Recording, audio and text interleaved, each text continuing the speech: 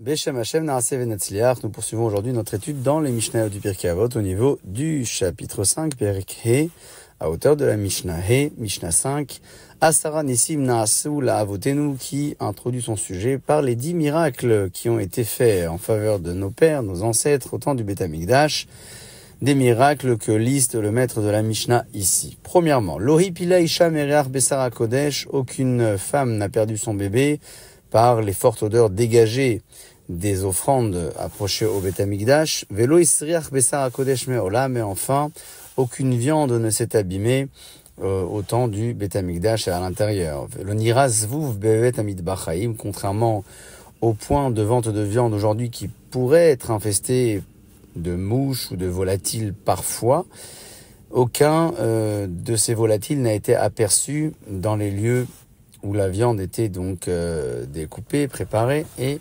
cela fait partie donc des miracles de cette période. Velo ira kirli Kohen Gadol biyom Kippourim, aucun Kohen Gadol n'a eu à être remplacé à la suite d'une perte nocturne le jour de Kippour. Velo kibu geshamim eshel hamatzah amaracha, quand bien même s'il est plus tombé aussi autrefois, les flammes qui étaient permanentes sur le Misbéach ne se sont jamais éteintes à cause de la pluie. Velo natzra aruach et amoudé hashan, la colonne de fumée qui montait haut et droit n'a jamais été dispersée par les vents. Aucun psoul, c'est-à-dire aucune problématique halachique n'a été constatée dans le korban du Homer, les deux pains qui étaient approchés ou les pains de préposition. Omdim tsefufim mishtachin revachim, à cette époque-là, nous pouvons nous tenir debout en étant serrés les uns contre les autres, mais lorsqu'il était nécessaire de se prosterner, eh bien tout le monde avait suffisamment de place pour le faire. Enfin, ni un serpent, ni un scorpion n'a fait de dégâts à Yerushalayim, et depuis toujours.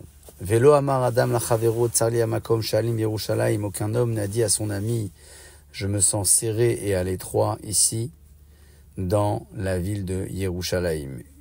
Yerushalayim était une ville qui fonctionnait avec une fonction hors du temps et j'allais dire également hors de l'espace, puisque on pouvait se retrouver et se réunir à plusieurs millions de personnes et la ville contenait, donnait de la place pour chacun. C'est surtout le cas lorsque il fallait monter pendant les 3 fêtes à Yerushalayim pour respecter le devoir de la halot, la règle de monter pour la fête. On s'imagine bien que les populations de la diaspora et de tout Israël qui avait Yerushalayim pouvaient contenir plusieurs millions de personnes et malgré tout, aucun homme n'a jamais dit dans cette ville « je suis à l'étroit ». Nous listons dans ce chapitre, comme vous l'avez constaté, non seulement les miracles, les générations, mais tout ce qui a de l'importance et qui tourne autour du chiffre, autour de cette valeur de Asara, de 10 choses, de 10 miracles, de 10 propos, de 10 paroles, propos que tient donc le maître de la Mishnah suivante également, dans la 6, en disant qu'il a Akadosh Baruch Hu créé 10 créatures différentes à la veille du Shabbat, à Ben Hashmashot, dans les temps qui séparent le coucher du soleil de la nuit.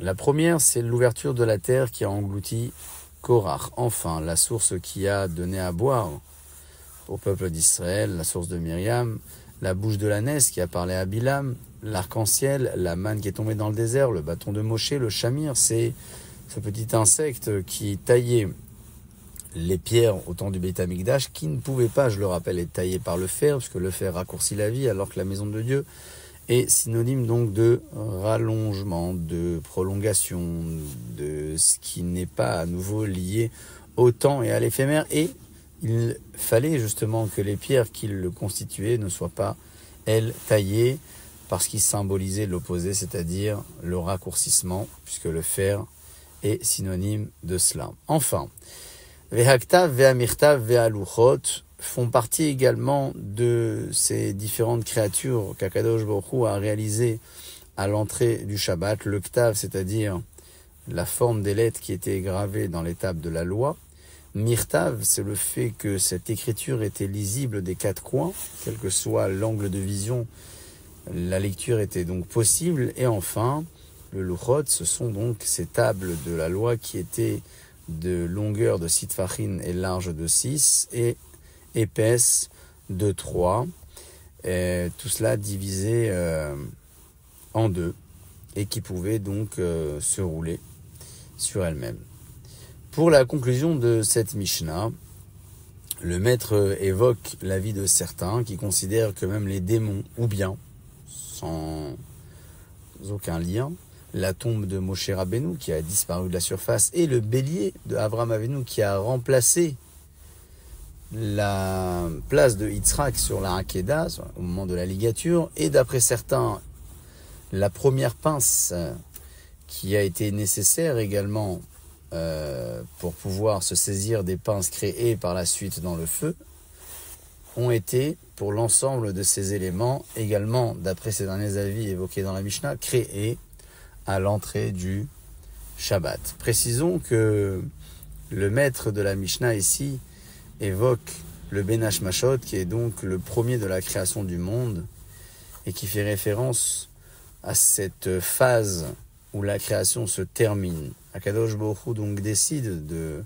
créer à ce moment-là tous ces éléments qui ont été nécessaires au fil de l'histoire pour punir, pour peut-être prouver ou même renforcer la foi du peuple d'Israël, et qui ne font pas partie réellement de la loi de la nature, et qui font donc plutôt partie de ce qu'on appelle le surnaturel, le Lemar Laminateva, raison pour laquelle ces ensembles ont été créés aussi à la fin de la première période de la création, puisque à l'issue de cette période, Akadosh Baruch Hu va réaliser également les différentes créations d'ordre surnaturel. Précisons que la tombe de Moshe Rabbeinu disparaît pour ne pas qu'Akadosh Baruch Hu soit contraint quelque part, comme le dit le commentaire du Bach, d'accepter la prière du peuple d'Israël qui viendrait pèleriner sur la tombe de Moshe.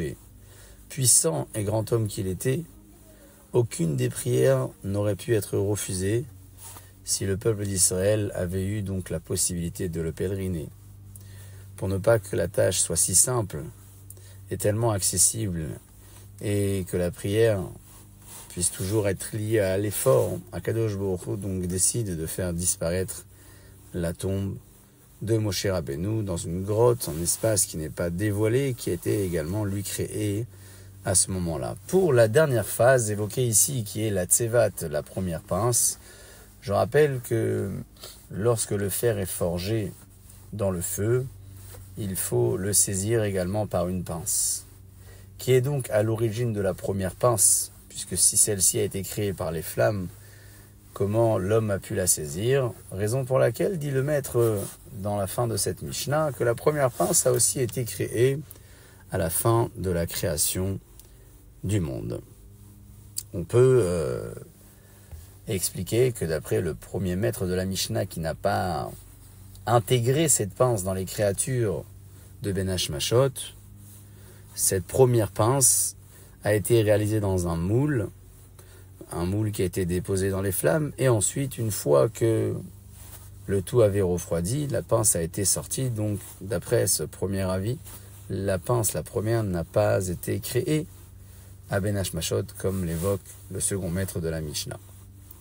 Shiva dvarim bagolem veshiva bechacham. Passons à présent à d'autres éléments listés également, mais qui ne sont plus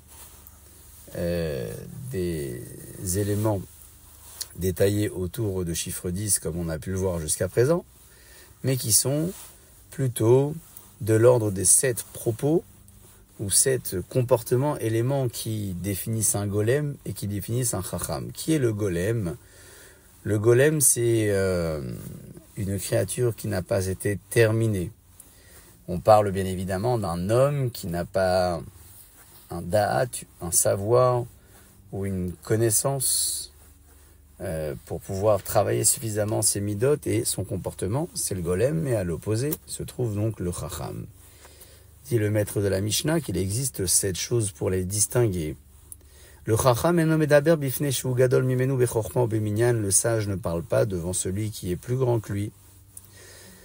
Ve'eno nichnas letor divrei chavero. Il n'intègre pas les propos de son ami au milieu de la discussion. Ve'eno niva le'ashiv. Et il ne se précipite pas pour répondre. Shoel ke'enya ou mishiv ka'alacha. Il sait poser la question convenablement en lien avec le sujet et répondre en conformité avec la loi. Et lorsqu'il s'adresse, il s'adresse toujours en respectant l'ordre de la question. Al-Rishon Rishon, Al-Acharon Acharon, toujours dans l'intérêt que le message se transmette convenablement. Et sur les propos qu'il n'a pas entendus, avec l'honnêteté et la sagesse intellectuelle qu'il dispose, il peut dire Lo shamarti, je n'ai pas écouté, je n'ai pas entendu, je ne connais pas Umodé à la Emet, et il sait reconnaître la vérité qui est au fin fond de chacun d'entre nous, comme le dit Rav Dessler. Est-ce que l'homme est en mesure de, percevoir cette vérité-là qui se trouve au fond de lui-même pour pouvoir l'exercer dans son quotidien ou non? Tout dépend s'il choisit de suivre le chemin du Chacham ou le chemin de celui qui est à son opposé, appelé ici le Golem. Baruch Adonai Le'olam, Amen ve Amen.